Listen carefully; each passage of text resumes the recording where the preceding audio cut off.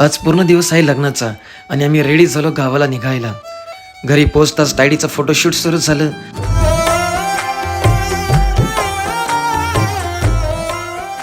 संपाबाई आणि शांताबाई घराच्या राखणाला बसल्या. आम्ही पहिला आलो स्नेहलच्या लग्नाला. जेवणाचं नियोजन केलं आणि पापडावर सुरुवात केली. स्नेहलच्या लग्नाचा मुहूर्त आला आणि लग्न पार पडलं. तायडीचं आधीच काही कमी तर बाबाचं फोटोशूट चालू झालं. दुसरं लग्न होतं तायडीच्या क्लासमेटचं. खूप वर्षाने भेटलेल्या ह्या मैत्रिणी खूप सज्जनपणे एकमेकांबरोबर वागायला लागल्या. निघताना फॉर्मॅलिटी म्हणून एकमेकींना बाय करून निघल्या. आता आम्ही निघलो तिसऱ्या लग्नाला, राजगुरुनगरला. 4 वाजले आणि पावसाच्या वातावरणामुळे संध्याकाळच झाली असं जाणवायला लागलं. लग्नाला पोहोचलो तेव्हा मिरवणूक चालू होती आणि थोड्या वेळाने पावसाने आपला राडा दाखवला. घरी निघण्याचा टाइम झाला.